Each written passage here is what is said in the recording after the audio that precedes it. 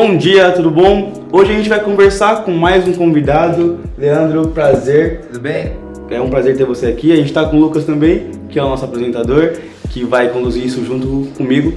E hoje a gente vai falar com um assunto bem interessante, eu acho que é tende a ser muito promissor essa conversa. A gente vai falar com o Leandro, que tem uma estamparia, também tem duas marcas pessoais próprias, que é a School Ride, que a gente vai começar falando dela, que é a maior também, né? Então vai ter muitas dicas aqui hoje, o Leandro tem muito que compartilhar com a gente, acho que vai ser bem produtivo.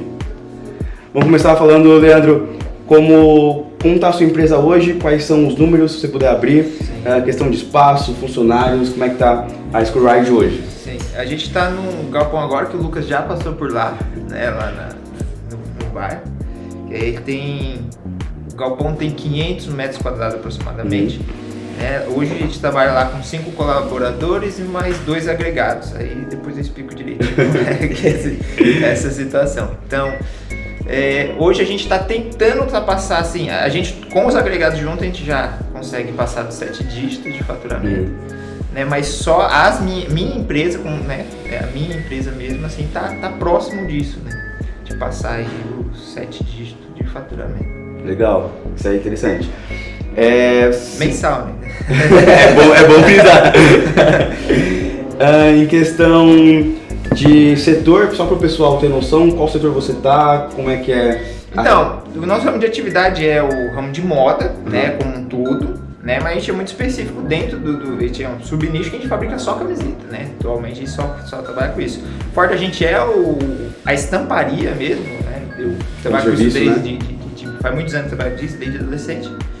Então nosso foco é esse, como esse é o principal, a camiseta é das peças do vestuário que mais tem estampa, né? Então, por isso a gente escolheu fabricar a estampa. Então, é um ramo de atividade têxtil, né, de confecção, então lá a gente faz tudo, corta, costura e estampa, porque é o nosso foco principal, que a gente nossa maior habilidade é a parte de estamparia. Certo. As estampas da School Ride, qual pegada que é? Então a gente para um público puxando mais pro rock e moto.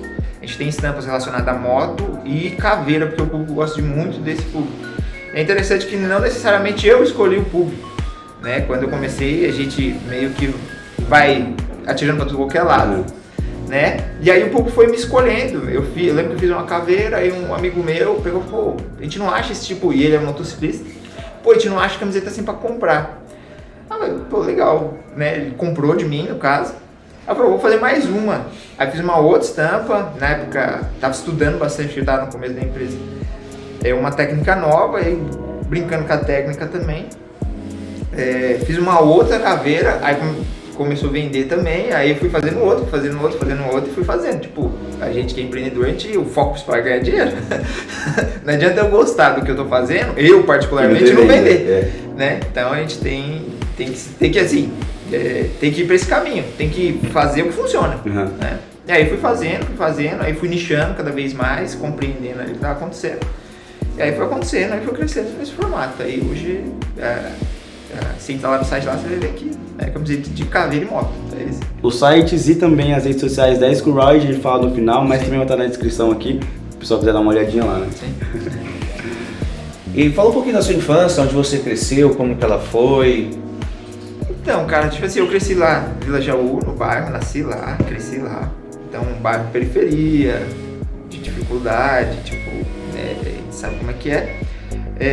Minha mãe sempre foi comerciante, então o pessoal até no bairro achava que era um pouquinho playboy, mas nada, porque assim, numa situação que é um bairro pobre, qualquer um que tem um pouquinho a mais, parece que já tem como dizer, muito, isso, é mais ou menos assim. Tipo, na minha época, se eu tivesse um carrinho novo, aquilo já era muito, né?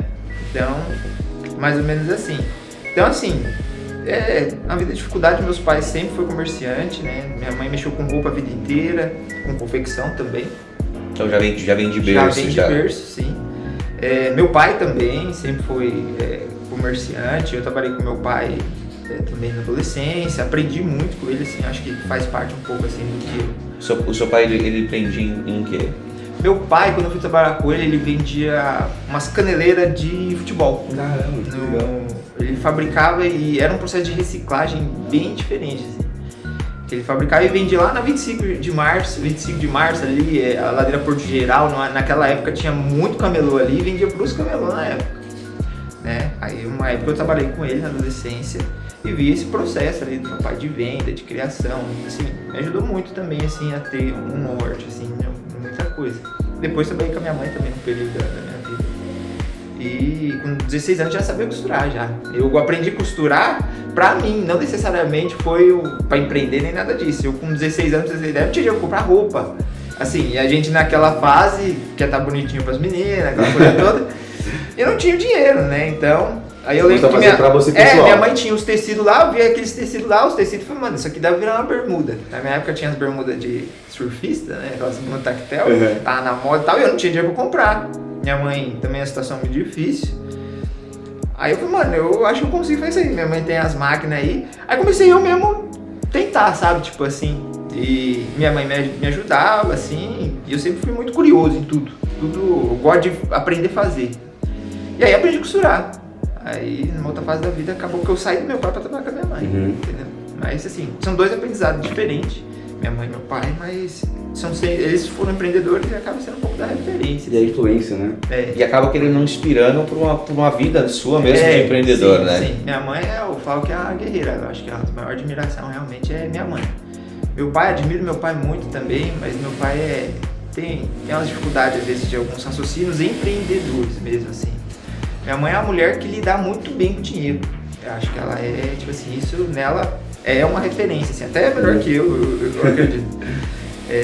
Ela é muito pé no chão, a mulher é muito pé no chão, muito batalhadora. E eu vi sempre esse cuidado dela, assim, de saber lidar com o dinheiro, assim, cuidar do dinheiro, esse tipo de coisa. E é uma referência, assim, como guerreiro, como trabalho. Tipo assim, teve muito menos oportunidade que eu e também empreendedora, né? E aí você já deu um pouco de spoiler pra nós, você começou a trabalhar com 16 anos? Não, com 13. Com 13 anos? 13 anos você fazia o quê? Então, a empresa aqui perto, a Sobral, a fábrica de elástico, tem aqui até hoje.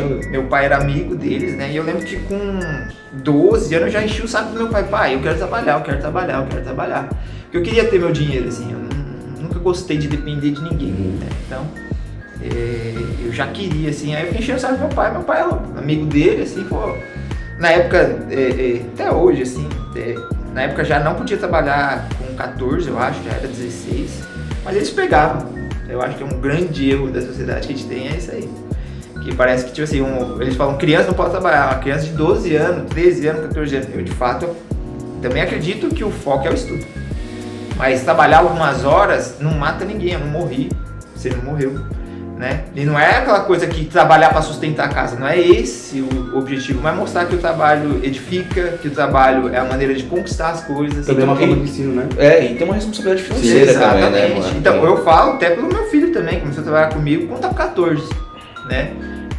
Hoje ele tá ganhando bem, sim, na visão do menino da idade dele, pra idade. Ele já tem um raciocínio financeiro totalmente diferente, porque ele desde os 14 anos lida com dinheiro. Você tá entendendo? Agora você pega um menino que muitas vezes vai trabalhar com 18 anos, ele ainda tá aprendendo a lidar com o dinheiro.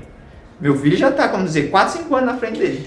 E uma coisa que eu aprendi é que o dinheiro não leva desaforo pra casa, né? Então, quanto mais você bater nele, mais ele vai trazer prejuízo pra você. Exatamente. Então, assim, saber o porquê que você vai pagar mais caro em algo, é essa educação com a vida mesmo, sabe? A lei de esforço também, né? Que você ganha aquilo que não vem fácil. Sim. E nessa época de 13 a 16 anos, você já pensava em empreender? Qual eram os seus planos profissionais? Eu acho que meu primeiro contato com o empreendedorismo, eu acho que eu devia ter uns 8, 9 anos.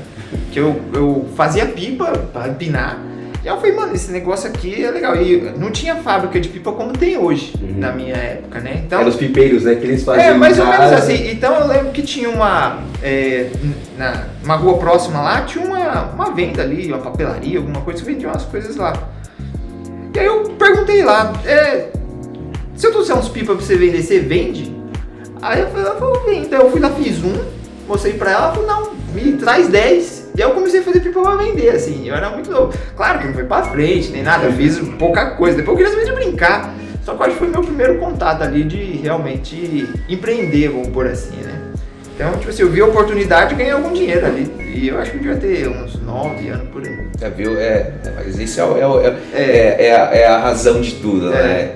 É o bem de tudo. Você olha a oportunidade, Sim. você aproveita ela. E com quantos anos você começou a empreender num negócio sólido mesmo? Então... Que você falou assim, não, agora eu vou empreender. Eu acho que eu comecei a empreender mesmo a partir dos 16, assim. Porque eu trabalhei com meu pai, né? Ele fazia essas caneleiras. E tinha uma época que ele terceirizava essa parte de estamparia. Ele dominava alguma coisa, sabia? Mais ou menos. Ele tinha tentado estampar já interno e não tinha conseguido, tinha dado certo. Aí numa situação financeira muito ruim, né, dele, assim, ele tentou estampar de novo e o serviço estava vindo com uma qualidade. Aí eu lembro que um dia ele me deixou lá, tipo, e me explicou mais ou menos como é que fazia, e depois me largou lá, tipo, ele ia resolver, tratar com o cliente e tal. E aí eu fui aprendendo. Aí com 17 anos, minha namorada engravidou, fui pai muito cedo. E aí o que meu pai me pagava não era o suficiente, ele também não tinha como me pagar mais. Né? Aí, como eu falei, eu já tinha meio que aprendido a costurar alguma coisa. A empresa da minha mãe tava começando a crescer, assim, tipo, tava precisando de mão de obra e tal. E aí eu precisava ganhar mais, é uma questão de necessidade mesmo. Aí eu fui trabalhar com a minha mãe. Só que nessa situação também, eu, como comecei a aprender um pouco de estampa com meu pai, e minha mãe fabricava uniforme, fabrica até hoje. Aí ali tinha uma demanda de estampa também, pequena ainda, muito pequena. Aí ali eu comecei meio que prestar serviço pra minha mãe. Né? Você estampava pra ela? Isso, estampava pra ela, entendeu? Eu comecei a montar alguma coisinha lá no meu pai ainda, e aí eu estampava pra minha mãe. Então meio que eu comecei a empreender meio dentro de casa, assim. Mas aí depois... Teve as ferramentas né, necessárias para dar esse pontapé inicial. Sim, mas tipo assim, é aquela coisa, não necessariamente quando as pessoas olham assim, parece assim, não, ele teve tudo, não é assim. Não, eu falo as ferramentas muito mais por agregar o conhecimento tanto do seu pai quanto da sua mãe. Juntar as partes boas, né? Isso. Só que é aquela coisa, tipo, nenhum irmão meu fez isso. Então, tipo assim, não é uma questão tem a oportunidade, mas sempre tem a sua predisposição a fazer e aprender, né? Vai muito mais a questão também de se dispor, né, a fazer. E a necessidade também, né? Porque o filho pequeno vai chegar. Sim. Mas eu sempre fui muito curioso, assim, de aprender. Eu gosto de aprender até hoje. O aprendizado, eu acho que você continuar, um empreendedor, ele vai continuar aprendendo constantemente. E aí, desde essa época, você só continuou a empreender ou o momento da sua vida? Aí eu fui costurando com a minha mãe, costurei alguns anos, ajudei a empresa da minha mãe a crescer. Eu lembro que uma época a gente chegou a ter 17 funcionários e eu com uns 20 anos aproximadamente, eu tomava conta de tudo. Eu comecei a tomar a frente mesmo, eu tomava conta de tudo, tinha quase 20 funcionários assim, costurando. Inclusive irmãos meus também. Só que eu sempre fazia uma tomar a frente assim das coisas. E aí, né, a gente também começou a ter alguma dificuldade e em paralelo eu comecei também a me desenvolver nessa parte de estamparia. Eu trabalhava com a minha mãe, mas sempre buscando essa parte de estamparia que eu gostava já. Então fui crescendo, fui estudando, fui fazendo as coisas. Aí eu lembro que também, mais ou menos por essa época, eu tentei criar uma marca, não deu certo. Junto com a minha mãe, com meus irmãos, não funcionou. Na época o surf era muito na moda, assim, né? E era mais ou menos nesse nicho, só que não tinha internet, hein? Tinha internet, mas não como é hoje. Né? Era mais restrita, né? E as pessoas também tinham receio de comprar. Eu diria que não era a internet, você assistia alguma coisinha no YouTube, você tinha alguns vídeos, algumas coisas lá, mas não necessariamente era com esse formato que a gente vê hoje de negócio. Que ano que era mais ou menos essa época? Deixa eu ver, tipo 2005, 2006. É o comecinho, porque o YouTube nasce em 2006, a gente tá falando do talvez por aí. Acho que no máximo 2008, nessa mesma. Querendo ou não, nessa época ainda a internet ela não era acessível para todos. Sim. Né? Eu comecei com a discada. E fora que não por não ser acessível para todos ainda tinha desconfiança. Sim. Tinha acabado de sair da bolha. Eu lembro que eu comprei no Mercado Livre, o Mercado Livre era muito diferente de hoje. Muito. Era um site de leilão, tinha um monte de propaganda, era feio pra caramba. Eu passei por essa fase que a gente colocava, como é que chamava? Era os templates nos anúncios. Isso, colocava template no E aí já tava bom já. Mas aí você já tá falando ali de 2012, mais ou menos, 2010. Eu acho que eu entrei no Mercado Livre em 2015, eu acho. 2015, porque acho que o template ele começou a ser ficar mais visível no Mercado Livre, se eu não me engano, foi em 2012, ali, 2010. Então. Mas eles levaram isso aí? Não, levaram isso até pouco tempo atrás, acho que 2018, se eu não me engano. Tirou, aí ficou só o texto da descrição. Ficou só o texto da descrição. Eu não era nascido ainda. Ficou mais limpo também, né? Eles, assim, foi difícil, o Mercado Livre, a gente vai trabalhando ali, vai aprender também. Às vezes é difícil quando ele faz uma mudança, mas as mudanças dele normalmente são para melhor, não necessariamente para o empreendedor, porque o empreendedor quer a facilidade, né? Ele está acostumado com o sistema, quando o sistema muda, ele tem que se adaptar. Eu lembro quando ele colocou, antes era a reputação, né? Então você tinha o vermelho, o amarelo e o verde. Hoje também é assim, mas ele valia muito mais a reputação. Eu lembro quando o cara te dava uma negativa, você podia disparar um e-mail para ele. E se ele não respondesse esse e-mail, a negativa dele caía. E aí nós disparava o e-mail quando? Na sexta-noite, porque o cabo não abriu o e-mail no sábado e domingo. E aí eu tinha só o tempo de segunda-feira, de não abrir o e-mail pra poder cair a negativa, né? 80% caía. É bem isso. Então, assim, como dizer, a gente tem que achar várias maneiras, né, de fazer o negócio continuar prosperando. Nessa parte, como é que voltando ao assunto, como é que da construção de marca nessa época então? Porque a gente trabalha hoje, o seu ramo é internet, o nosso também, e viver sem internet hoje pra gente meio... não tem como. Sim. Como é que foi então essa subida e essa trajetória lá a partir de 2005, 2006? Então, aí depois eu tive a oportunidade de trabalhar antes, né? Você tem um meio caminho aí. Eu fui trabalhar em Ferraz como funcionário público. Eu fiquei 7 anos lá nesse meio. Então, basicamente, quando eu saí da minha mãe, eu meio que não parei de empreender, mas eu fiquei. Deixou um pouquinho na geladeira, né? Tirou um pouco, pegou o acelerador. Foi, um pouco assim. Tipo assim, na verdade, eu fazia a parte de estamparia só prestação de serviço, tanto pra minha mãe quanto pra outras pessoas, só prestação de serviço.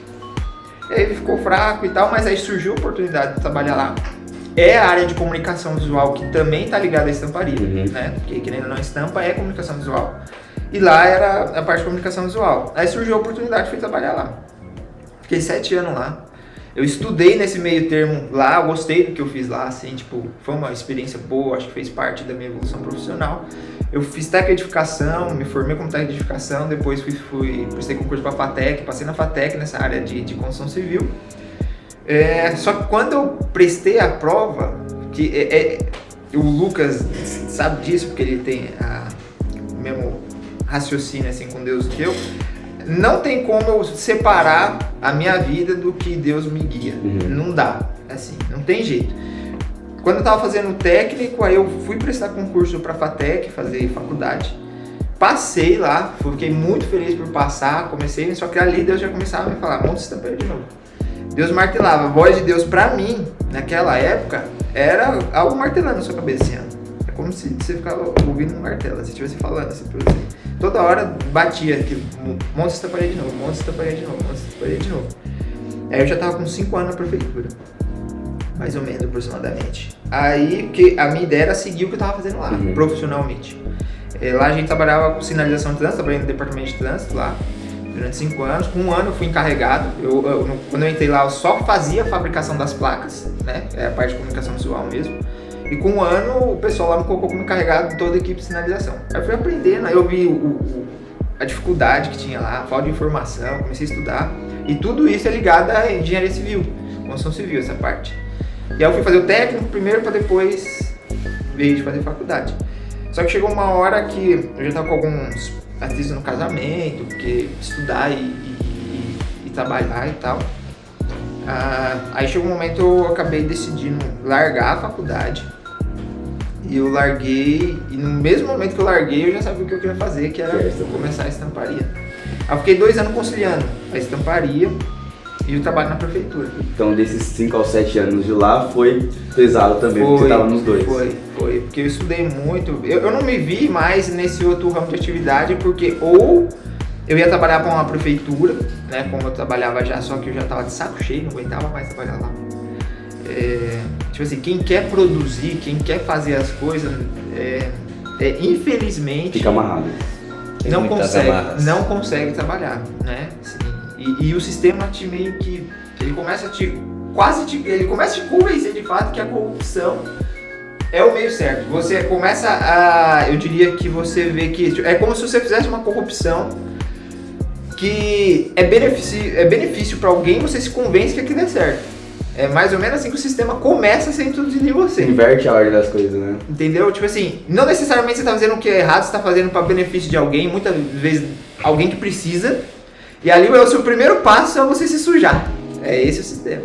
Entendeu? E não há outro meio, é mais ou menos assim. Você vai se convencendo que não há outro meio. Acho que uma hora que eu fiquei de saco cheio, não, isso aqui eu não nasci pra isso, né? Aí eu falei, não, largar tudo, aí larguei a faculdade. Ou eu também ia trabalhar no setor privado, com esse ramo de atividade de sinalização. Só que eu ia ficar viajando demais, não ia ter meio parada. Então eu não queria essa vida pra minha família. Tipo, ficar dormindo fora de casa direto e tal. Eu falei, não quero.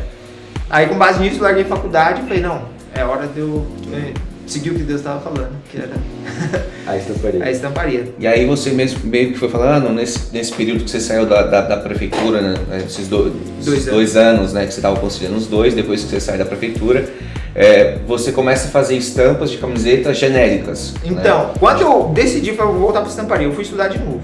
Então assim, é o que eu vou falando, o pessoal acredita que quem empreende não estuda, é o contrário. A gente estuda todo o tempo. Né? Não de forma acadêmica, você vai ganhar um diploma, mas a gente está em busca de conhecimento a todo momento. Empreendedor, o negócio depende de você. Exatamente. Então assim, o empreendedor, ele estuda a todo tempo. Não tem isso. Empreender é uma corrida, o qual ficar parado você está para trás. Então não dá para ficar parado. Não existe a opção de ficar parado. Se você tem uma concorrência, né, ali, se você está parado, sua concorrência está andando, você está para trás. Não existe a possibilidade de você ficar parado. Parado, você está indo para trás. Não tem essa opção. Então você tem que estar sempre se atualizando, estudando, vendo novas coisas para você estar, né, continuar fazendo a empresa crescer. Aí eu fui estudar. Fui fazer um curso numa fábrica de tinta que eu já tinha um treinamento. Aí eu paguei uns R$1.000 aproximadamente no curso. Foi eu e a minha ex-esposa, né, também. Ela fez a parte básica, eu fiz a parte avançada, porque eu já dominava a parte. Era uma semana de curso. Pedi na prefeitura, né, que eles deixassem eu sair 2 dias lá para fazer esse curso e tal. E aí depois fui estudar também Photoshop, outras ferramentas também, internet e tal, mas paguei um curso também, comprei um curso relacionado a isso. E dentro desse curso que eu comprei, eu comecei a ver o rapaz fazia isso, vender camiseta na internet. Né? Ele não seguiu esse ramo de atividade, né? Ele hoje também focou em curso, ele não vende camiseta na internet. Mas eu vi ali a oportunidade e comecei a estudar sobre. Comprei um curso de R$100 na época do Mercado Livre. Então, tipo assim, fui estudando. Né? Começando a construir uma ideia de negócio. Né? Antes, de fato, tá ali realmente trabalhando. Eu lembro que aí eu aluguei um espaço. Quando eu aluguei um espaço, pedi R$2.000 emprestado para um enteado do meu pai. Né? Tinha muito amigo e tal. Ele me emprestou R$2.000 e R$2.000 era aproximadamente o salário que eu tinha na prefeitura. Que era para dar o calção para o aluguel. Né? Aí eu falei pra ele que eu ia pagar isso parcelado em 4 vezes de R$500. Só que, tipo assim, não cabia no meu orçamento da prefeitura. Você não sabia como você pagar? Não. Tipo assim, é um risco mesmo. Só que assim, é um risco, eu falo que o empreendedor ele tem um risco controlado. Né? Você vai correr risco, mas você tem uma série de oportunidades e você sabe que você tem que ganhar dinheiro. Não é só fazer, de louco. Não é louco, tem um raciocínio. Né? Aí sim, eu já fazia alguns bicos relacionados a essa parte de placa, de trânsito. Aí quando eu montei o espaço, eu não necessariamente tinha uma estamparia pronta. Aí eu comecei a prestar serviço para minha mãe de novo. Então eu fui começando a criar ambientes para ter faturamento. E aí meio que ia tirando para tudo qualquer lado, mas de olho no que eu estava estudando. Entendeu? Então assim, eu sabia que o quê? Para chegar ao que eu queria fazer, eu precisava criar um ambiente financeiro primeiro. Então eu fazia o que eu tinha para financiar o que eu queria fazer. Então é isso que foi o começo, assim. E aí a sua marca mesmo, definitiva, ela nasce em qual período, há quanto tempo? Então aí o nome, a empresa, o nome da minha empresa mesmo chama Matchless, né? Matchless T-shirts, assim. Esse foi o nome que a gente criou. Só que aí a gente começou com essa venda, Mercado Livre principalmente. Comecei a colocar produtos lá, né? Várias, meio que estampa aleatória, não tinha assim um nicho. Eu atirei para meio tudo para qualquer lado. Fiz uma pesquisa no Mercado Livre que vendia bem, que não vendia. Até mesmo para poder trazer o faturamento mais rápido para sua empresa, né? Aí eu lembro que na época, a gente precisava, até hoje ainda assim, tem aquelas 10 primeiras vendas, né? Eu comprei essas vendas, né? Tipo, isso... Só pra ativar. Não, isso é prático. É básico. Porque se você não ativar o termômetro, você não aparece. O que a gente estuda hoje é forma de fazer isso sem cair a conta. Sem cair a conta. Então você manda para um amigo, para um parente. Exatamente. Compra aí e tal, faz um anúncio baratinho, eu te mando o dinheiro. Exatamente. Compra lá, me dá o boleto que eu pago. Basicamente é isso. Então eu fiz isso, eu acho que meu irmão comprou alguma coisa. Basicamente eu fiz isso. Sim, aí meu cunhado. Amigos, eu tive o termômetro. Eu lembro da primeira vez que a gente nunca esquece, né? Eu lembro exatamente, eu vendi 3 camisetas, foi a primeira compra, sem ser essa compra. Sim, né? sim. Que a gente foi compra casada, velho. E o cara era piloto de avião. Tipo, eu nunca vou esquecer, assim. Tipo, troquei uma ideia com o cara porque eu tava mal feliz. Porque, minha primeira vez o cara comprou minha camiseta, não sei o que. Troquei uma ideia com o cara só queria camiseta, não queria coisa. E você quer? Eu gostei de uma camiseta, eu não quero trocar ideia com você. Mais ou menos isso. Não, mas o cara gostou de tudo, depois mandei pra ele e tal. Nem lembro se ele comprou mais, eu acredito que não. Mas aí dali começou uma venda ou outra. Aí eu lembro que na época tinha uma maneira de você impulsionar, como se fosse um Ads hoje. Sim. E eu também fui lá, como eu já tinha assim... eu não tava, como dizer, eu não tinha dinheiro guardado, tinha nada disso. Mas eu acreditava no negócio e o pouco que eu tinha eu queria investir. Colocar para poder ter o crescimento. E aí eu fiz ali, pagava o Ads ali, então eu não tinha retorno financeiro nenhum na internet, assim. Eu lembro que eu bati ali mais ou menos umas 50 vendas, assim, que aconteceu mesmo. Aí depois, aproximadamente eu devo ter investido uns 2 meses. Investindo ali um dinheiro, não lembro o valor hoje, assim, mas eu lembro que eu investi, assim, tipo, eu não tinha o foco de ganhar dinheiro ali. O foco era fazer acontecer. Fazer aparecer os produtos, né? E tal. Aí eu lembro que depois eu parei com Ads e continuou vendendo. Vendendo. Assim, um momento pra mim que eu nunca vou esquecer é quando eu enchi a mochila pra ir no correio. Eu acho que eu tinha, tipo, passado o final de semana, acho que eu tinha 9 vendas. Eu coloquei a mochila tava cheia. Tipo assim, tava cheia, assim, eu olhei pra mochila e falei, mano, esse negócio vai dar certo.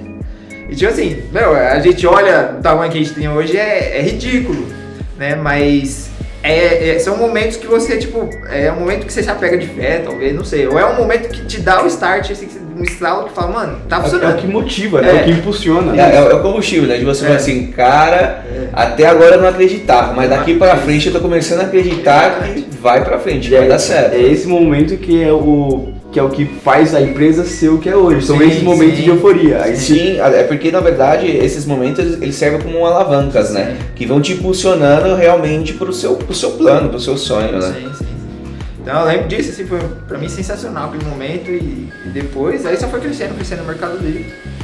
E aí foi acontecendo, aí como eu falei, depois, como dizer, era muito genérico o que eu fazia, aí depois foi criando-se um nicho, né? Também acho que tempo demais ainda sem a construção de marca, só meio que ficar com essa ideia de trabalhar na tenda dos outros. E eu acho que foi na mudança da pandemia que eu realmente, foi na pandemia que eu coloquei como Schoolride mesmo, assim. E aí você nichou, já tinha uma identidade, então só deu nome. Isso nós estamos falando de 3 anos para trás. 3 anos. Aí assim, eu senti alguma diferença apesar da pandemia bagunçar tudo, né?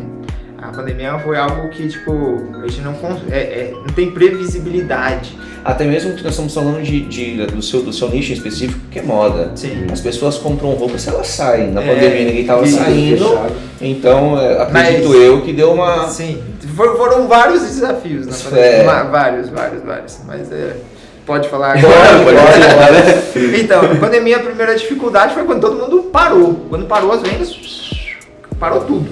Então, assim, ninguém comprava, tinha que segurar dinheiro mesmo. Você não sei o que vai acontecer, ninguém sabia. O mercado ficou congelado. O mercado congelou. Todo mundo tinha dinheiro, guardou. Não sei como. Todo mundo. Os 2 primeiros meses da pandemia foi mais ou menos isso. Então teve esse momento, que é um momento de desespero. Até porque você não sabe o que vai acontecer, né? E financeiramente a empresa já não estava muito bem, assim. Já estava com algumas dificuldades. E aí acabou que ficou assim, não sabia meio o que fazer, fiquei meio congelado. Só que aí começou a produção de máscara, né? E minha mãe trabalha com uma rede de supermercado muito grande, a rede de supermercado Semar, aqui na nossa região, São Paulo, ela é grande, né? Trabalha há muitos anos com ele já. Eu presto serviço da estamparia para ela nesse serviço. E eles também estavam na mesma situação, tentando entender. E aí a vigilância sanitária obrigou eles que todo funcionário tinha que ter máscara, só que não tinha máscara no mercado. né?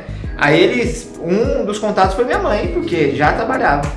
Ele falou, ó, então a gente precisa de máscara e tal, não sei o que. Aí minha mãe falou assim, Leandro, eu não tenho como dar conta de produzir máscara pra ele, só que você tá parado. Eu posso intermediar vocês. Aí foi aquela luta de começar a tentar fabricar máscara na pandemia. Então, tipo, eu não parei na pandemia. Eu não fiquei um dia em casa na pandemia. Tipo assim, ficava no domingo, os dias de descanso. Sim. Mas não teve um dia que eu não fui pra minha empresa de segunda a sexta, todo dia eu tava lá. Às vezes sozinho, né? Porque não tinha o que fazer e tal. Mas aí não consegui achar a matéria-prima porque as empresas fechou sem saber porque tava fechando. E aí eu tentando comprar o material, eu não conseguia contato com as empresas. Então eu precisava do material e não entrava, pesquisando na internet, achava os telefones, ligava, não tinha ninguém. Não, foi uma luta. Cara, enfim, acertou e nesse meio tempo a gente produziu aí em 3 meses aproximadamente mais de 100 mil máscaras. Tudo fornecendo pro celular. Tudo fornecendo pro celular. Né? Depois teve alguns comércios que pediram e tal, a gente atendeu alguma coisinha também, mas predominante só trabalhando para eles. Mas nos marketplaces você não inseriu máscara? Eu cheguei a colocar alguma coisa, mas não deu resultado não. Foi algo muito artesanal que a gente fez, não foi algo assim tão profissional, só que atendeu aquela demanda que eles precisavam muito, tinham, porque né? A vigilância pedia que eles tinha trocar de máscara a cada 3 horas, os funcionários. Era máscara TNT.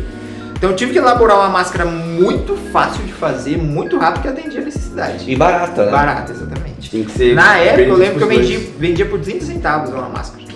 E o legal disso foi que eu não, tipo assim, ajudou minha empresa, mas eu lembro que o ramo de confecção todo parou. Sim. E tinha um monte de costureira tudo querendo serviço. Meu, eu rodei demais, Taquá, Poá, algumas divisas também, Ferraz, ali, Poá, Ferraz. Então eu peguei essa regiãozinha nossa aqui e chegou uma época que eu tinha 20 costureiras costurando. Entendeu? Tipo assim, fora, né? 20, algumas costuravam ela e mais alguém e tal. Então assim, eu ajudei 20 famílias nesse processo também. Não foi só, numa época que ninguém tinha de onde tirar renda. Então não foi eu que só ganhei. Eu lembro que a maior parte ficava pra mão de obra. Se eu não me engano, eu pagava 15 centavos. Uma costureira fazia um monte, tipo, era algo muito simples de fazer. Muita gente fala assim, não, parece exploração. Elas queriam, quando eu parei de fazer, elas queriam mais. Então assim, na época o que tinha e dava renda, realmente. E igual você falou, né? Era barato, ou pode falar que é exploração, mas era muito fácil de fazer. Sim. Então era bem na pegada de produção mesmo. Né? A gente tá falando de um tempo atípico também. De um tempo atípico. Então assim, eu também tinha que ter preço por causa deles. Uhum. Então assim, parece que tipo assim, só eu ganhei, não. Eu me sustentei naquele momento. Também, né, em minha empresa e tal. E se for olhar assim, se você dava 15 centavos de mão de obra, vou pôr mais 10 centavos de matéria-prima, você ganhava 5 centavos, não é? Era mais ou menos isso, era algo bem pouquinho assim. Tinha que ser muito volume. Menos 10 centavos era certeza. Tinha que ser um volume. Elas ganhavam mais que eu, assim, mas claro, eu ganhava isso em todos. Então, né, mas é o que eu falo, né, até quando eu tava fazendo isso, eu tinha na minha cabeça que eu não queria algo pra explorar ninguém. Era um momento que todo mundo precisava. Inclusive então era um momento para ajudar. Para ajudar todo mundo, exatamente. Então, foi cansativo, porque tinha que fazer tudo e levar para costureira. Tinha costureira que a gente deixava o serviço e não fazia. Então é desafiador sempre, nada é tão simples como parece. Mas eu tive essa ideia de fazer algo muito simples, eu precisava que fosse simples para conseguir produzir rápido, porque o volume que eles queriam era gigantesco, assim, que eles precisavam e era uma exigência da vigilância. E naquela época só podia ser TNT. Aí depois, quando abriu para tecido, aí eu cheguei a fazer para eles algumas amostras e tal, mas acabou não fechando, eles conseguiram, fechou com uma outra empresa de fazer e tal. Mas aí já tinham se passado um período ali difícil da pandemia e tal, e aí eu já anunciava, né, no meu site eu já via que começou a voltar as vendas. Aí quando eu basicamente parei, voltei pro meu negócio, comecei a focar de novo, e aí a gente também explodiu de venda no meu site principalmente. Ali aconteceu um erro, uma crise, na verdade a crise que a gente está vivenciando hoje tem a ver com isso.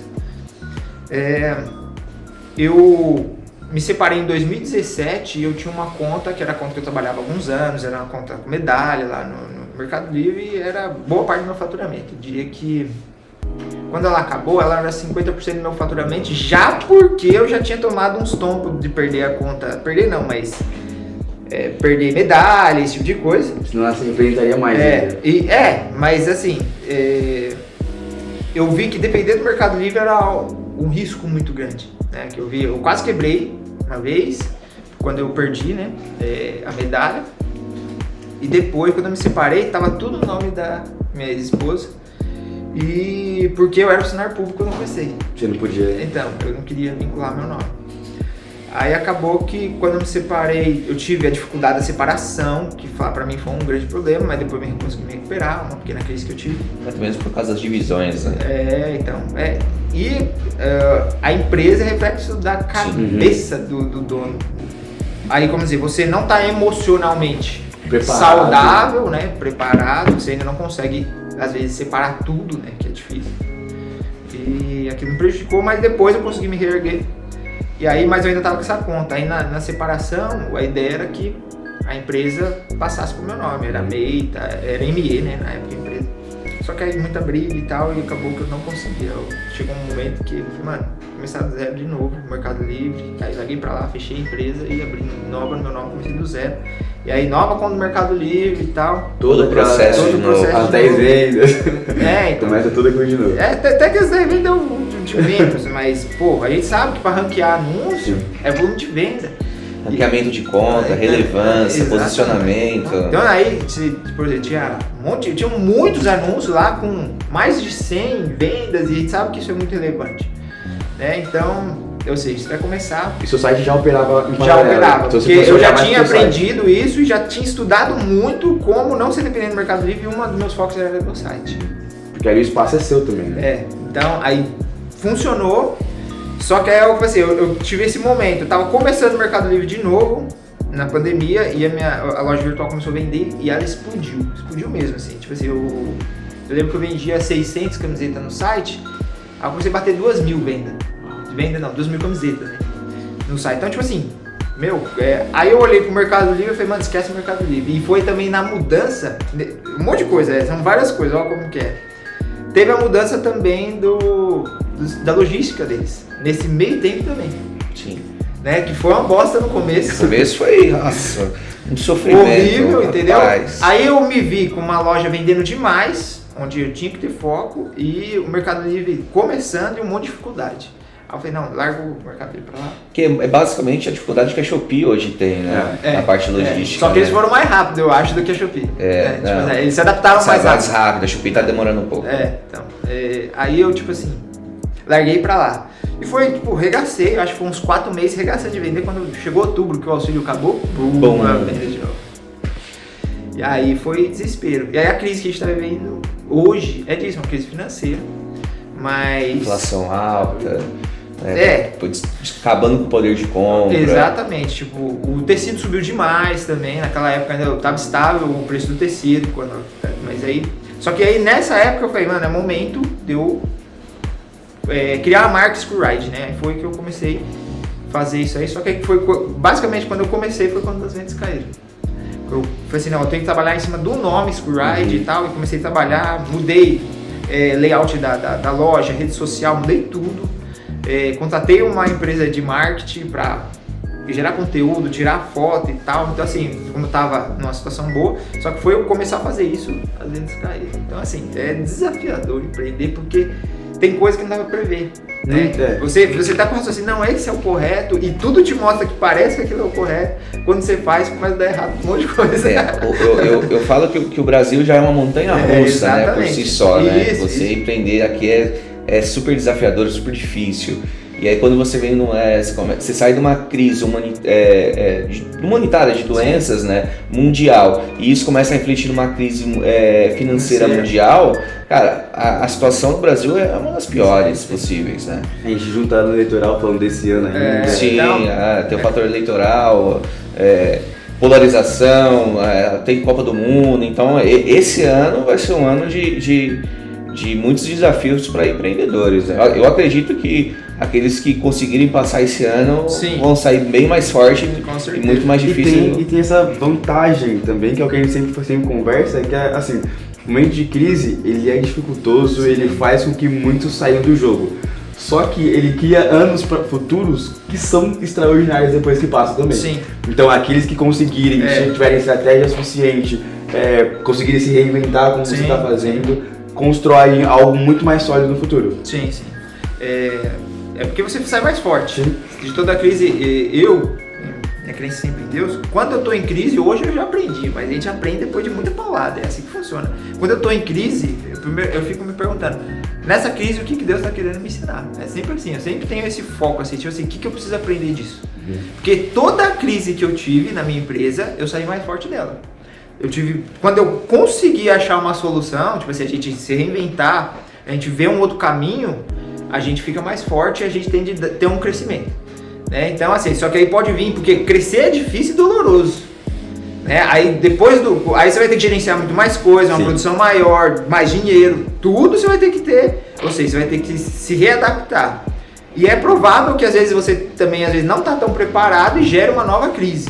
Só que é assim, aí numa crise você continua, você vai trabalhar mais provavelmente, final de semana, ficar acordado até tarde, tudo isso vai acontecer. Só que se você sair, se você vencer ela, é certeza que você vai crescer mais. Passou por aqui na semana passada o senhor Antônio Filareto. Ele tá há mais de 40 anos só de comércio físico. Sim. E aí ele conta pra gente que ele passa desde... O cara começou a empreender quando era cruzado, né? Nos anos 80. Nos anos 80. Então ele conta isso. Ele passou por 3 moedas. 3 moedas, plano real, estabilidade, os anos 2000, um herói, né?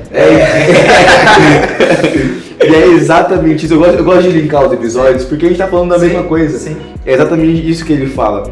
E uma coisa que a gente tratou também num episódio de outro rapaz que tá no meu setor com a gente, que é o Clay, que é a régua depois da crise, ela nunca é a mesma. Sim. Você sobe, quando se cair de novo, a régua ela não é o mesmo fundo do poço. Sim. Ela é sempre maior. Sim. Então você consegue trabalhar nisso, a crise ela ajuda, ela impulsiona você. Sim. É porque você tem que sair da situação de comodidade. Tudo, porque querendo ou não, no geral a gente quer estabilidade. Só que não existe essa estabilidade. Né? Então, assim. Pra empreendedor não existe. Exatamente, não existe. E funcionário público também existe. Pra CLT também não existe. Tudo uma ilusão. É tudo uma ilusão. Porque a gente tem, voltando ao cenário de hoje, a gente tem um cenário que ninguém previa. Não. A pandemia fechou 2 anos, todos os países do mundo. Sim. Então assim, por exemplo, o pessoal da Argentina que é funcionário público, será que eles acham que hoje tá bom lá? Tá bom lá? Então assim, é uma ilusão achar que existe uma estabilidade, existe uma zona de conforto. Você pode ficar ali, tem alguns que dão sorte, mas ela não existe. Né? Você vai depender da sorte, todo mundo está dependendo da sorte quando busca estabilidade. Né? Você pode dar sorte de o que você faz não ser tão afetado e de fato ter alguma estabilidade. E você pode, por exemplo, pode morrer daqui 10 anos, a estabilidade que você tinha não existe mais. Sim. A gente está também passando no mercado hoje uma mudança que provavelmente daqui 10 anos muita profissão deixa de existir. Sim. Então assim, quem é ligado no mundo virtual, a gente está um pouquinho mais à frente que eu diria que 90% da população. No sentido de raciocínio quanto ao futuro. Não é que a gente sabe das coisas, não é nesse sentido. Mas é que de fato a gente já consegue olhar com um pouco mais de clareza uma mudança. Porque, se você te colocar, né, olhando de forma a humanidade há 100 anos atrás, onde a gente estava, e a mudança que a gente teve nos últimos 20 anos, foi muito maior. É muito maior. Então, assim, os 10 anos que vem por aí, meu amigo... Eu olho os últimos 10 anos. Já é espetacular, 2012, exatamente. 2012 a gente não tinha WhatsApp. Exatamente. E hoje você não consegue olhar... E não dá pra frear isso. Não dá.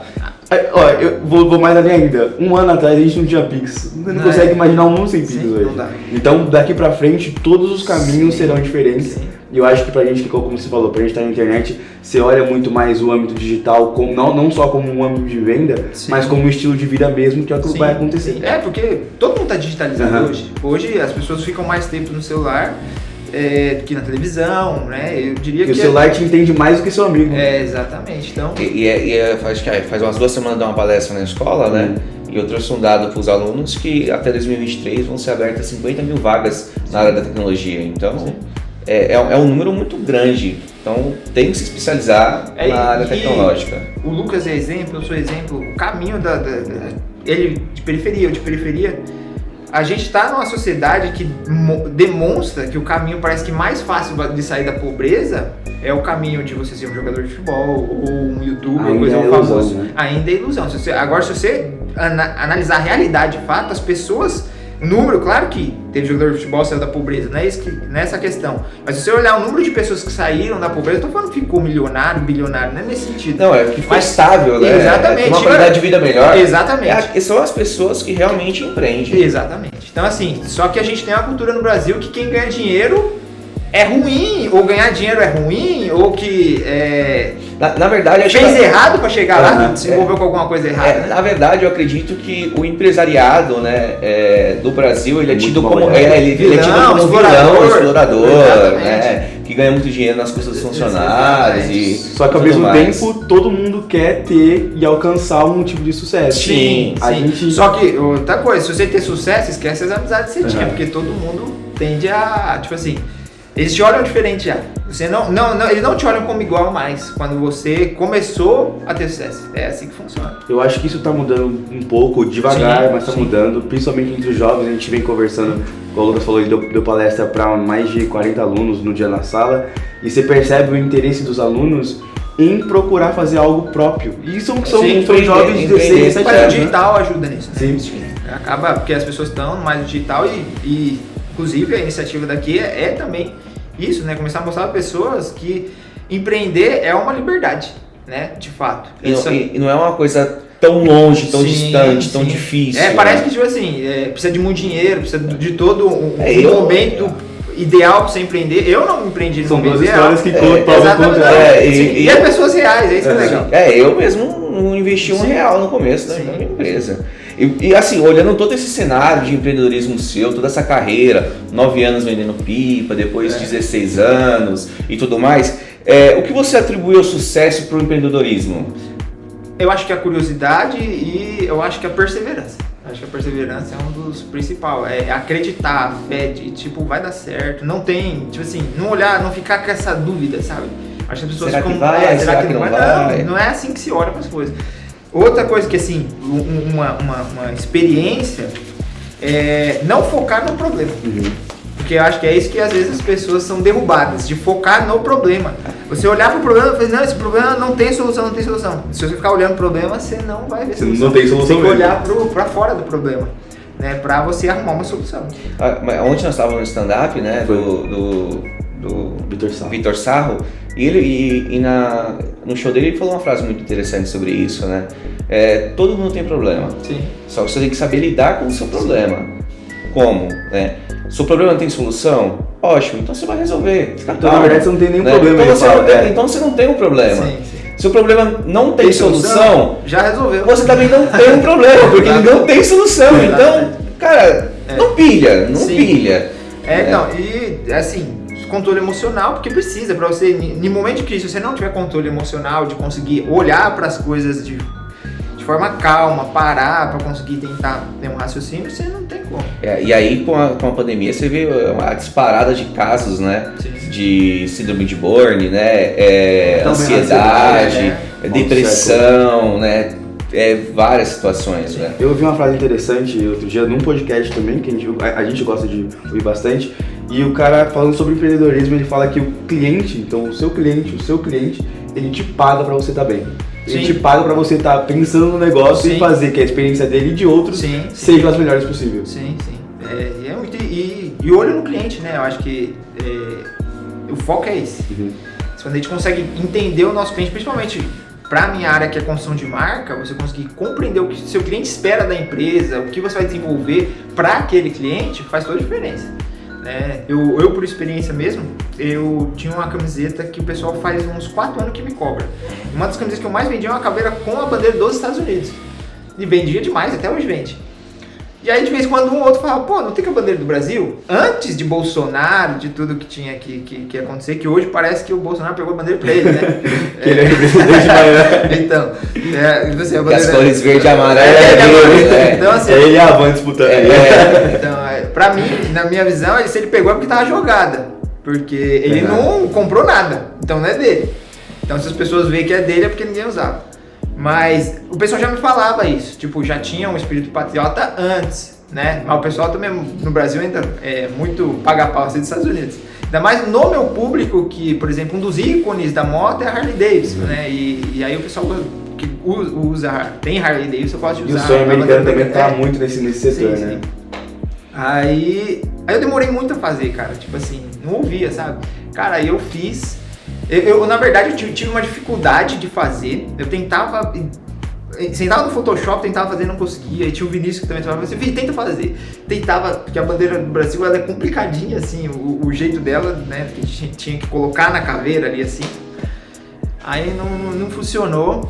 Aí eu paguei pra um outro designer que chegou a trabalhar comigo também em alguns projetos. Falei, mano, faz uma caveira com a bandeira do Brasil. Fez, não ficou legal. Eu falei, caraca. Aí um dia eu falei, mano, eu tava com a minha filha, minha esposa não tava em casa, tava com a minha filha devia estar com 1 ano e pouquinho. E aí me veio o estalo assim, falei assim, vou sentar no computador. Aí sempre falei, eu tenho um Photoshop no computador de casa também. E aí minha filha ouvindo, assistindo televisão ali, e eu, pum. Cara, em meia hora eu fiz assim, eu olhei assim, mano, tá sensacional. Aí, né, rapidinho botei pra vender, hoje é a coisa que eu mais vendo. Eu acredito que é o momento certo na hora certa. Então, tem todas essas coisas, mas tem aquele estado ali de ouvir seu cliente. Tem. Né, tipo assim, você ter a percepção do que seu cliente tá querendo e você desenvolver algo ouvindo o seu cliente. Na construção de marca eu falo muito sobre isso. Eu acho que a gente pode já mencionar sobre isso, falando sobre os seus próximos passos e também sobre questão pessoal, né, do que você tem de projeto pessoal, você já abriu sobre os cursos, sobre o que você está construindo aí em educação. Sim, então, esse processo da empresa, cara, ter uma empresa vai mudar você também. A gente acha que, eu sempre achei que a minha empresa, quando eu vi minha empresa crescendo, quando eu fui para um espaço de 300 metros quadrados, eu falei, coloquei meus equipamentos ali, eu falei, mano, eu nunca vou precisar sair daqui. Né? Falei, mano, tem muito espaço. É o nosso pensamento. É muito espaço, não sei o quê. Aí com 4 anos, tive que sair isso com a pandemia. Aí com 4 anos, tive que sair de lá e ficou apertado. Aí fomos para esse espaço, aí esse espaço ainda, quando colocou as coisas, eu falei, não tem muito espaço. Mas, então assim, vamos ver. Só que a dificuldade de vocês é muito maior do que a minha, assim. E isso vai mudando você. E eu sempre achava, via a minha empresa crescer, eu achava que aquilo tinha a ver comigo. Só comigo. Era só sobre mim. Né? Só que chegou um momento, eu tive isso, Deus me mostrou assim. Numa época até que eu me separei, eu queria jogar tudo pro alto. Na minha separação. Você meio que entra em desespero, né? E a empresa está em muito problema. Você tem que estar emocionalmente saudável para lidar com a situação. Divisão pessoal e a divisão jurídica. Eu posso falar que entendo, porque eu passei pela separação recentemente, né? Agosto do ano passado, e os meses subsequentes a isso foram os piores. Sim, foi muito difícil para mim, porque é 2 pilares seu que você está dividindo, que é a empresa, que é o que você faz para o seu ganha-pão, e querendo ou não, é o projeto da sua vida também. E a família, e o outro projeto de vida, que é a família também. Disputam esferas muito grandes. Então assim, foi muito difícil, chegou uma hora que eu falei, mano, eu vou largar isso aqui por um tempo, depois eu recomeço, sabe? Tipo, assim, não tô cabeça pra isso, eu ia arrumar um emprego, eu sei que eu tenho potencial pra isso, de arrumar um emprego, e ter ali pelo menos base pra aceitar minha família. Eu falei, e depois eu reinicio esse projeto, né? Aí eu lembro que eu tava trabalhando estampando. Eu falei, não, e eu já tinha tomado essa decisão interna, assim, sabe? E aí um dia eu estampando. Eu falei, não, eu vou largar tudo mesmo. Na hora Deus me repreendeu, assim, ó. Foi uma paulada. Ele falou assim, ó, isso aí foi eu que te dei, que é pra ficar com você. Aí, tipo assim, a gente que é cristão, a gente só baixa a cabeça e fala, tá bom. Porque quando a gente sai do que Deus fala, a gente sabe que a pancada é forte. A gente vai aprendendo com a vida. E ali eu falei, não, tirei isso da cabeça naquele momento. Eu falei, não, é isso, tal. Aí continuei. E depois, num certo momento, eu olhei e falei assim, isso aqui não é mais sobre mim. Já deixou de ser sobre mim faz um tempo. Que aí a gente vê, são um monte de famílias, né? Várias famílias ali que dependem daquilo.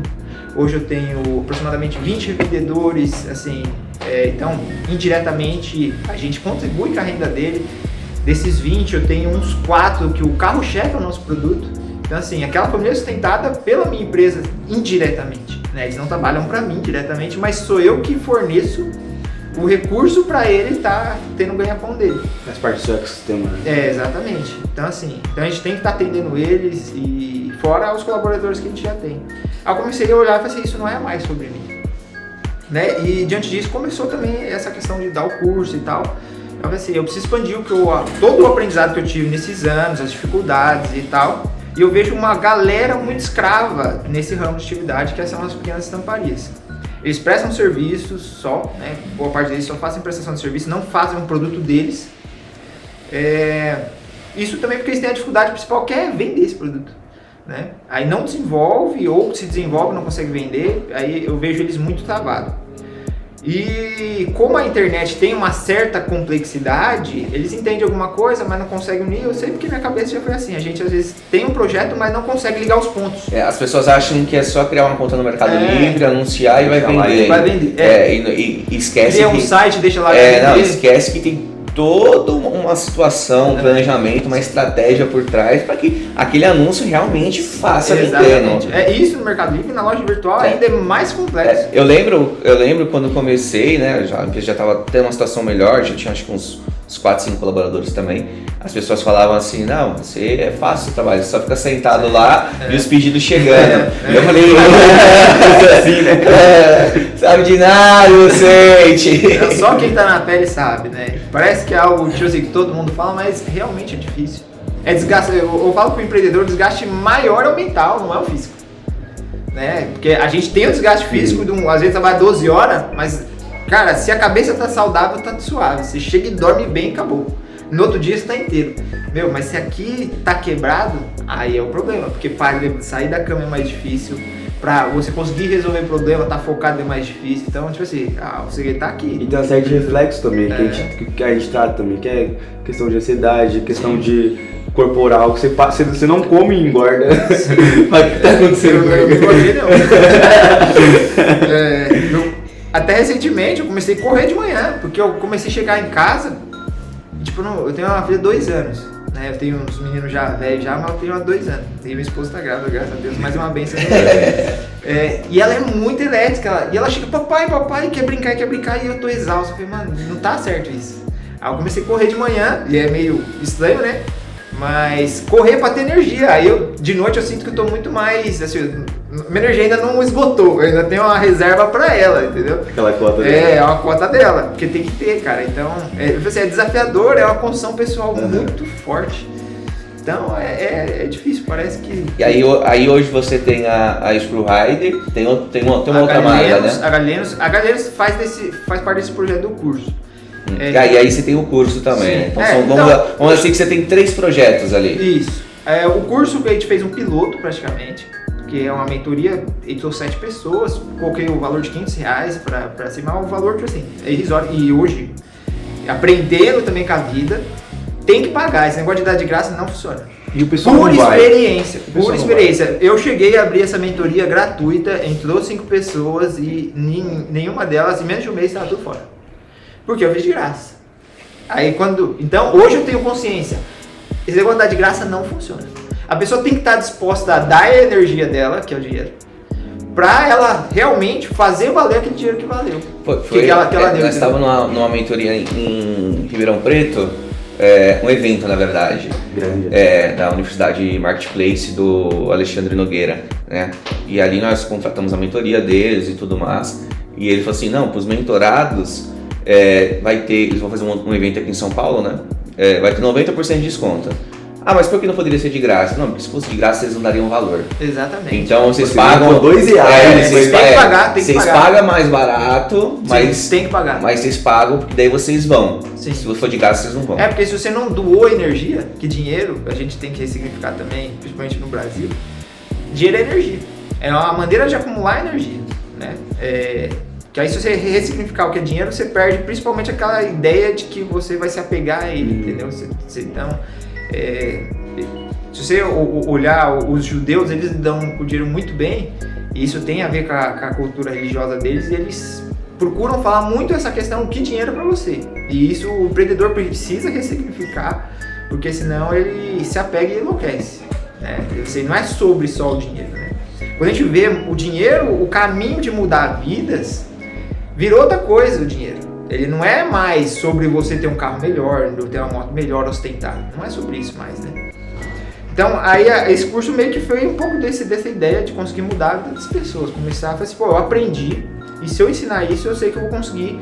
Um monte de gente que eu sei que tem potencial de fazer o que eu faço, começar a fazer esse mesmo caminho. Não necessariamente exatamente como eu, mas eu posso mostrar um caminho, né? E depois ele começa a contar o dele. E aí a gente fez essa mentoria e essa marca surgiu disso, a Galilenos. Eu criei a marca junto com as pessoas. Então é como se fosse, você monta o projeto junto. Exatamente. Pra fazer um pitch real. Né? Exatamente. Então, tipo assim, não é sobre isso, assim, não, faz assim que vai ficar igual a Screwride. E aí você dá a marca pronta, fala assim, mas essa marca já tá pronta. Não, eles acompanham todo dia. Então, a gente, toda terça-feira, ontem mesmo teve mentoria. Toda terça-feira eu mostro os resultados, a estratégia que eu vou fazer. E outra, é muito interessante. Cada marca tem uma identidade, vai ter um resultado diferente. O Gabriel, que é meu filho, entrou nesse projeto também. A dele explodiu muito rápido, entendeu? A Galilenos ainda tá engateando. Eu tô vendendo, vou vender eu acho que 60 camisetas esse mês. Tipo assim, faturamento ainda é muito pouco, mas eu também não posso acelerar esse processo porque eu tenho que estar acompanhando os alunos. Sim. Entendeu? Então assim, eu poderia pegar tudo que eu entendo, dinheiro, investir em marketing e fazer o negócio explodir mais rápido, acelerar o processo. Só que aí não faz sentido dentro do projeto, entendeu? Na Screwride tem investimento diário ali para o crescimento e para venda e tal. Mas na Galilenos não, porque os meus mentorados não estão nesse momento ainda. Então eles precisam fazer junto comigo, entendeu? Para que eles tenham esse processo de aprendizagem, ver, passar dificuldade, tirar dúvida. Então tá nesse processo. E aí já tá assim que eu vejo que dos 7 que tem, 4 estão com os produtos cadastrados na Shopee. Que eu acho que hoje é o caminho mais rápido, né? Pelo menos no meu ramo de atividade. No Mercado Livre está mais difícil escalar a venda do que na Shopee, né? Falo pessoal, começa vendendo, o começo não é ganhar dinheiro, o começo é escalar a venda, é começar a ter volume, depois a gente vai escalando. Tem relevância, exatamente. Então, tipo assim, aí depois você começa a ter lucro. Exatamente. Então toda essa estratégia, passo para eles e tal, e a Galilenos também está no mesmo processo.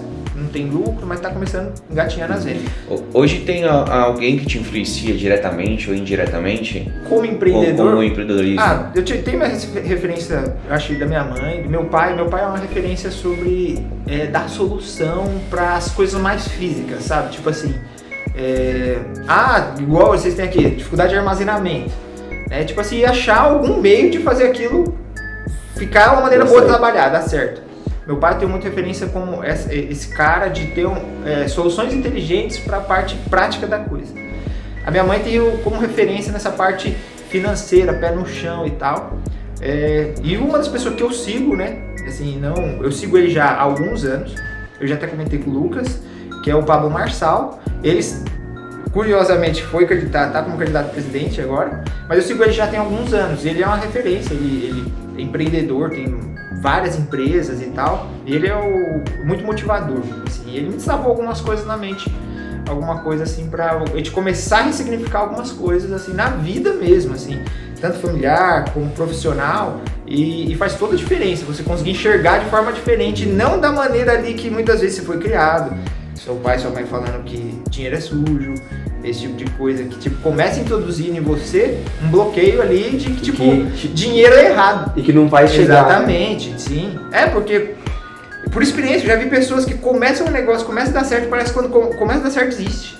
E não tem uma razão ali, o porquê que eu olho assim e falo, cara, por que esse cara investiu? Tipo, tá tudo mostrando que tá certo. Claro que vai ter esforço, eu trabalhei em 2 empregos, 2 anos.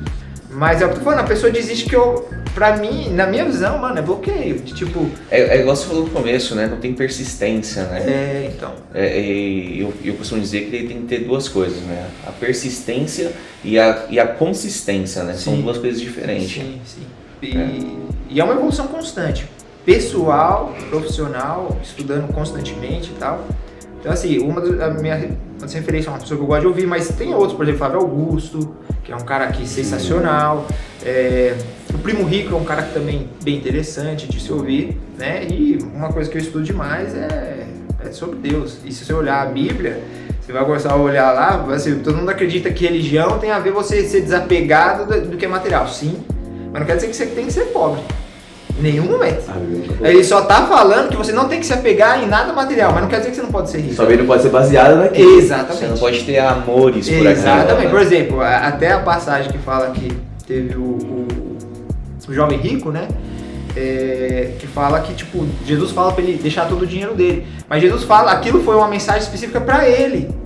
Porque Jesus sabia que no coração dele estava o dinheiro e ele não abriu mão. Essa era a necessidade dele. Exatamente. Entendeu? Então, qual que é o desafio? Continuar ganhando dinheiro e não se apegar a ele.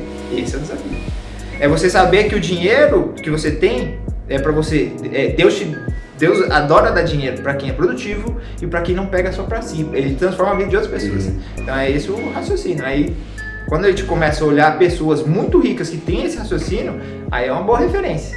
E não um cara que ganha dinheiro para ficar gastando dinheiro com mulher e tal. Não consegue nem construir uma família, o cara. Você tá entendendo? Porque pra mim é o maior tesouro da terra. A família, o que tá na terra com o maior tesouro é o que Deus te deu, que é os seus filhos, o seu lar. Aí você vê um monte de gente que não consegue isso. Pra mim, se o cara é empreendedor, não quer dizer que, tipo, não é uma questão dele não ter dado certo no casamento. Mas se ele é pai e se os filhos não é o tesouro dele, você vê que aquele cara já tá com os valores errados. Então, assim, não é só sobre ter dinheiro, é o que você faz com dinheiro. A entrevista já chegando ao fim, para finalizar, você tem alguma frase que você quer deixar para quem nos assiste? Aí eu aproveito também e já falo as suas redes sociais. Sim. Claro que vai estar na descrição do vídeo também. Cara, assim, eu acho que o jovem hoje ele tinha que expandir a mente, sair assim, um pouco dessa visão que a gente tem no geral, assim, na sociedade. Tirar essa ideia de que empreender errado. Eu acho que o Brasil crescer de fato não tem jeito. Para a nação ser próspera, a gente vai precisar de um povo próspero. Não tem como. Para o Brasil prosperar, a gente precisa de pessoas prosperar. É só assim. Eu acho que e isso é mais pro jovem, que eu acho que o jovem que está começando tem energia. O jovem tem mais energia que os mais velhos. Né? Então, eu acho que essa é a mensagem. Se eles querem um Brasil melhor, eles têm a obrigação de prosperar. Para que daqui 30 anos, que eles estiverem próximos da nossa idade, assim, eles foram aqueles que mudaram o Brasil. Porque o Brasil não vai ser Bolsonaro, não vai ser Lula, não vai ser qualquer presidente que está lá que vai mudar o Brasil. Vai ser nós. Aqueles que realmente eu vou mudar a minha vida e mudar a vida de outras pessoas. É a massa produtiva. Exatamente. Então, assim, e por experiência, eu acho que uma das coisas que fez muito significado para mim ultimamente é quando eu vi, por exemplo, o Vinícius, que colaborou comigo 4 anos, eu dar o caminho dele e começar a prosperar por ele, entendeu? Usando muitas vezes o meu recurso, e é isso que eu quero continuar fazendo, mostrar o caminho para empreender para outras pessoas, porque assim, realmente, só que depois, eu vi lá, eles são muito novos, eles começam a ficar naquele, tipo, tô ganhando 4 mil reais, muito novo, e fala, tá bom. E não é sobre isso. É sobre você realmente fazer o que tem que fazer para ajudar, não é só sobre você, é sobre mais pessoas. E construção de patrimônio. Isso que eu ia falar agora, né? Construção de patrimônio. Sim. E eu falei, quando isso eu percebi, cara, quando você ajuda as pessoas, de alguma forma esse retorno vem. Quando você começa a fazer alguém prosperar, de alguma maneira aquilo volta. Isso é sensacional. E aí se a gente começar a compreender isso, todo mundo vai prosperar. Que é o que a gente precisa no país, tirar esse negócio de que rico é ruim, não existe isso. Existem pessoas ruins, rico ou pobre.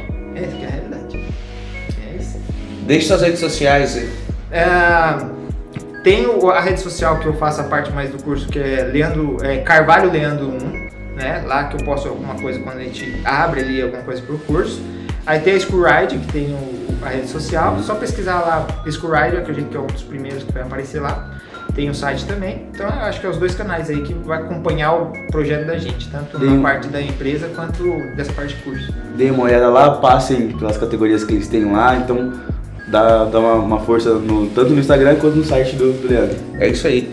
A nossa entrevista vai chegando ao fim. O Leandro, empreendedor, professor, visionário, né? Conosco, foi um prazer, Leandro. O prazer é meu, tá? Muito feliz de participar. E é isso aí, pessoal. Não esqueçam de seguir nós no Instagram, @Tobocast. Ativem o sininho também no canal do YouTube e nos seguem também. Até mais, até a próxima. Tchau, tchau.